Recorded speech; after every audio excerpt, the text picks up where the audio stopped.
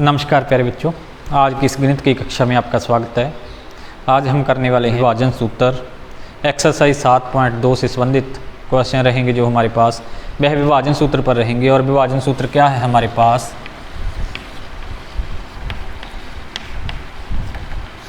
विभाजन सूत्र क्या है? किसी तल में हमारे पास कोई दो बिंदु दिए होंगे, जैसे P और Q दे रखे हैं, उन्हें कोई अन्य बिंदु किसी रेशो में विभाजित करता है। मान लीजिए यह कौन सी रेशो में विभाजित करता है? M और N। तो कुछ क्वेश्चनों में हमारे पास यह रेशो पूछ लेंगे वह कि M और N क्या आएगा, और कुछ क्वेश्चन में हमारे पास वह M और N रेशो दे देंगे और हमसे पूछ लेंगे कि इस R बिंदु के जो इस रेशो में विभाजित कर रहा है इसके निर्देशांक क्या होंगे, इसमें x क्या होगा और y क्या होगा। तो क्वेश्चन करने से पहले हम इससे संबंधित जो फार्मूला है उसे पढ़ लेते हैं। तो हमारे पास है, जैसे हमारे पास यह P बिंदु है, हमें पता है यह x अक्ष पर यदि हम चलें तो यह है हमारे पास x1 डिस्टेंस तक चलते हैं हम। और यदि जहाँ तक चलें, जो R बिंदु हमारे पास है, तो जहाँ तक चलें तो हम कितनी दूरी तक चलते हैं? x दूरी तक चलते हैं। तो यह दूरी हमारे पास क्या रह जाती है? x मेंस x1, क्योंकि जहाँ तक की दूरी कितनी हो जाती है हमारी? x। तो जहाँ पर यदि इसे देखें हम, तो यह हमारे पास कितना आ जाएगा? यह भी हमारे पास आ जाएगा x मेंस x1। इसी प्रकार से यदि हम इसको देखें तो यह हमारे पास क्या होगा? यह जो चली गई दूरी है यह है हमारे पास y1। जहाँ तक चली गई दूरी कितनी है? y1 है। और जहाँ तक चली गई दूरी कितनी है? यह हमारे पास क्या है? y है। यह कितनी दूरी है? y है हमारे पास, जो ये दूरी है। तो यह हमारे पास क्या रह जाएगा फिर? इतना रह जाएगा हमारे पास y मेंस, यह y था सारे का सारा, और यह क्या था? y1। इट मीन्स y1 उसमें से लेस हो जाएगा। यह कितना रह जाएगा? y मेंस y1, जहाँ से लेकर जहाँ तक क्या रह जाएगा हमारे पास? y1। अब हमारे पास यदि हम Q को जहाँ पर मिला दें, Q को ही मिला दें, तो हमारे पास अब यदि यह दूरी देखें हम, यह डिस्टेंस कितनी है हमारे पास? यह डिस्टेंस है हमारे पास जहाँ तक x2, कितनी दूरी तय करते हैं हम? x2। और जहाँ तक की डिस्टेंस कितनी है? जहाँ तक की डिस्टेंस है x, जहाँ तक की डिस्टेंस कितनी है? x। तो यह कितनी रह जाती है? x2 मेंस में x। जहाँ से लेकर जहाँ तक की दूरी क्या है? x2 मेंस x, और जहाँ से लेकर जहाँ तक की क्या है? x minus x1। तो फिर यह कितनी होगी? जहाँ से यदि हम पैरेलल लाइन खींच दें इसके, जिस प्रकार से ये पैरेलल लाइन खींची थी हमने, यह हमें x मेंस x1 मिल गया था, x मेंस x1। तो यह क्या मिल जाएगा? x2 mains x। यह कितना होगा? x2 मेंस x, जो यह डिस्टेंस है हमारे पास। अब इसकी बात कर लेते हैं। यह कितना होगा हमारे पास? यह होगा हमारे पास, यह सारी डिस्टेंस कितनी है? y2। यदि हम इस लाइन से x अक्ष से y की ओर जाते हैं तो यह है y2, और यह डिस्टेंस कितनी है हमारे पास? y।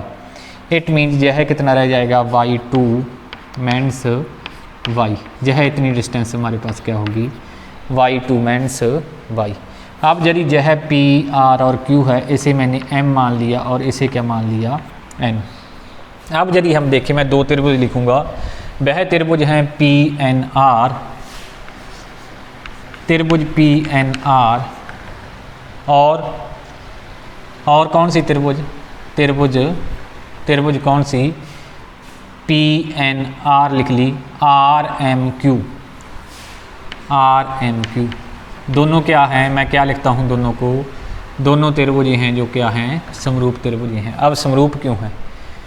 जो यह कोण है यह इसके बराबर है, क्योंकि यह भी पैरेलल लाइन है और यह भी पैरेलल लाइन है, तो यह एंगल इसके बराबर होगा। इसके x अक्ष के पैरेलल यह लाइन है और x अक्ष के पैरेलल यह लाइन है, तो यह कोण कौन से कोण होंगे? संगत कोण। और यह कोण कितने का है? 90 डिग्री का, और इसमें ये कोण 90 डिग्री का है। एंगल के आधार पर यह क्या हो जाएगी? कोण समरूपता के आधार पर दोनों त्रिभुज क्या होंगी? समरूप होंगी। और समरूप त्रिभुजों की संगत भुजाएं क्या होती हैं? समानुपात में होती हैं। इट मीन्स जहाँ पर हमारे पास क्या रहेगा, पी एन, चलो पी आर लिखते हैं पहले, पी आर बटे में आर क्यू, पी आर बटे में आर क्यू बराबर क्या रह जाएगा, आर एन, जहाँ पर आर एन या एन आर बटे में एम क्यू। और तीसरा क्या लिख सकते हैं हम, तीसरा रिजल्ट हमारे पास आ सकता था पी एन, और जहाँ से हम क्या लिख सकते थे, आर एम। कारण क्या है, क्योंकि समरूप त्रिभुजों की संगत भुजाएं क्या होती हैं, समानुपात में होती हैं, जैसे हमने पढ़ा है।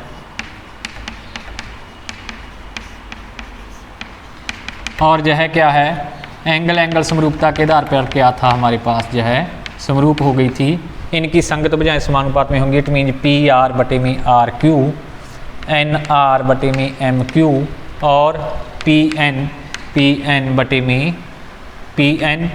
में आर एम। इस प्रकार से लिखेंगे हम। अब पी आर बटे में पी क्यू क्या है, पी आर हमारे पास है एम, इसे हमने क्या लिया है एम, और आर क्यू क्या है एन बराबर है एन आर, क्या है हमारे पास एन आर है हमारे पास वाई मैंस वाई वन, और एम क्यू क्या है, एम क्यू है हमारे पास वाई टू मैंस वाई। और जहाँ से हमारे पास पी एन क्या है, पी एन है एक्स मैंस एक्स वन, और बटे में आर एम है, आर एम हमारे पास क्या है, R M X two minus X. तो m बटे में n हमारे पास यह होगा।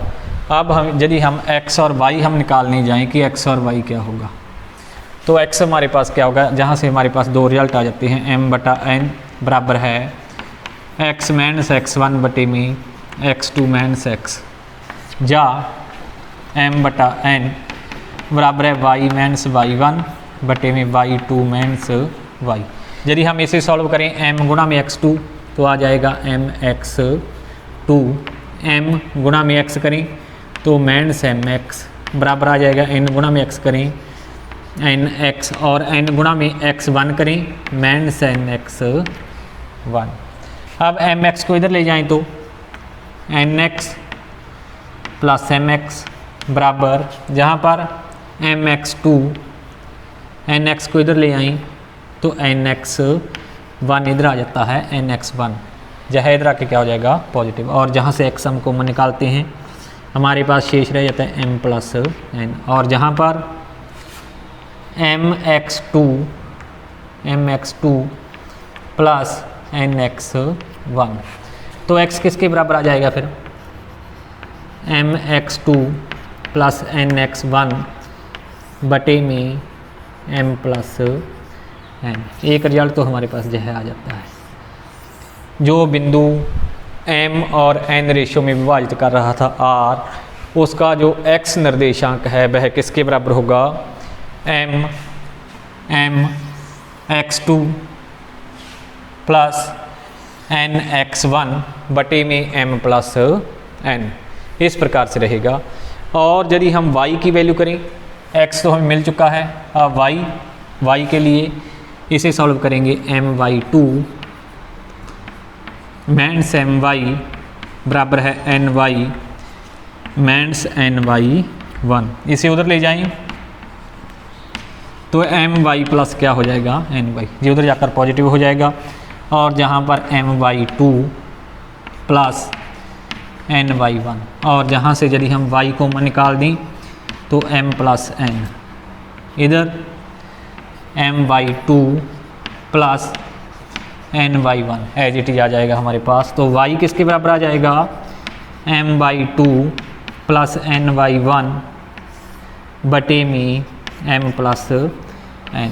उस r का y निर्देशांक है जो वह किसके बराबर होगा, my2 plus ny1 my2 plus ny1 बटे में m प्लस n।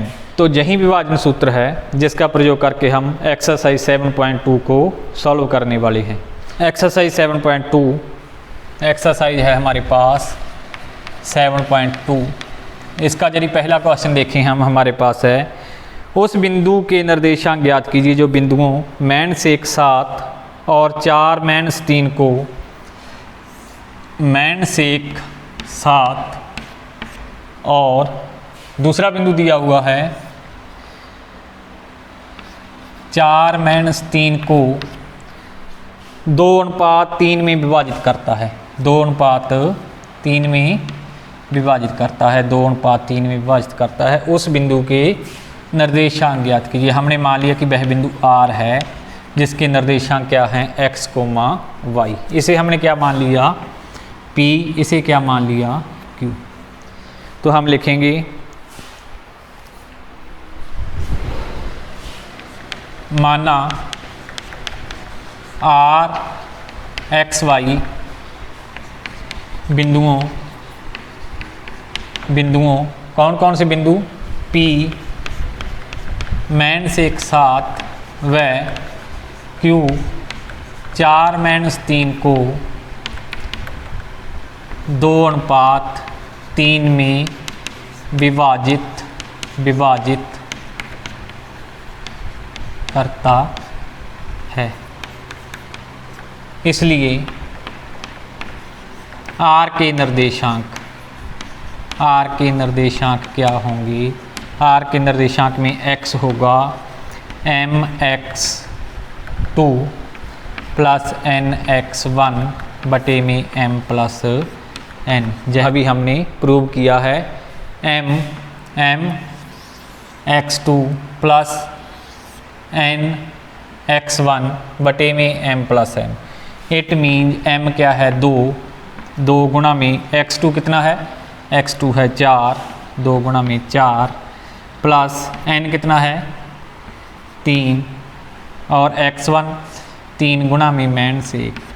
x के निर्देशांक क्या हैं? जो पहला हमारे पास बिंदु रहेगा वह x का निर्देशांक होता है। हमें यह मालूम है, या तो यह है x का निर्देशांक, या यह है, या यह है।